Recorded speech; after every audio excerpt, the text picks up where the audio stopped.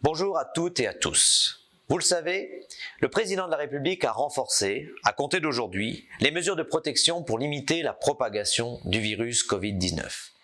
Cette crise nous affecte tous. Elle bouleverse nos vies personnelles et professionnelles.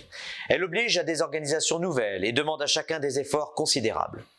J'ai conscience de la frustration et de l'exaspération que cela engendre pour chacun de vous.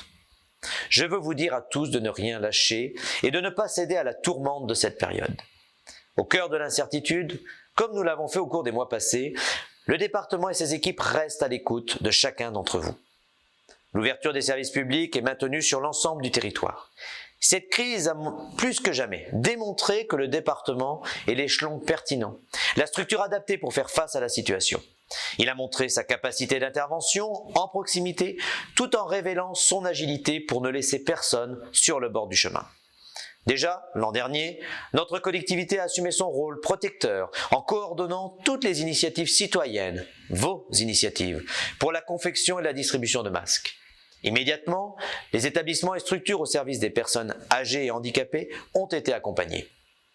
Des aides pour les personnels qui œuvrent pour eux quotidiennement ont été débloquées. Et c'est d'ailleurs l'occasion, encore aujourd'hui, de saluer leur générosité et leur implication. À nouveau, nous les remercions chaleureusement.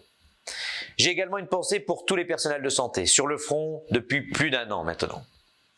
Tous ces personnels médico-sociaux méritent notre respect et notre admiration.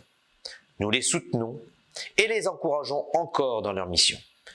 Remercions-les collectivement.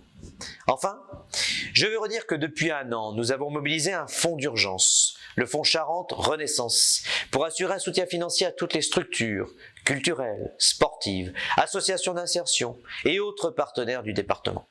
Il est toujours actif en 2021, n'hésitez pas à le solliciter.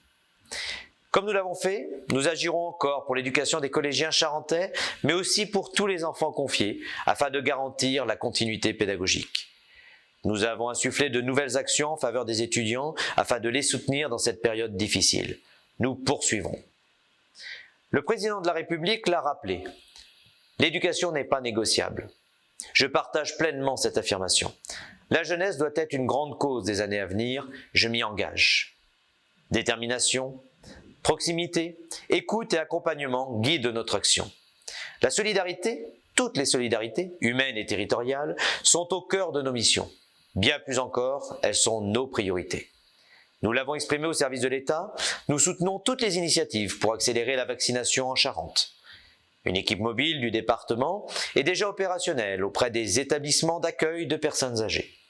Elle prolongera prochainement son action avec les pompiers du service départemental d'incendie et de secours pour aller vers les Charentaises et les Charentais les plus éloignés des centres de vaccination.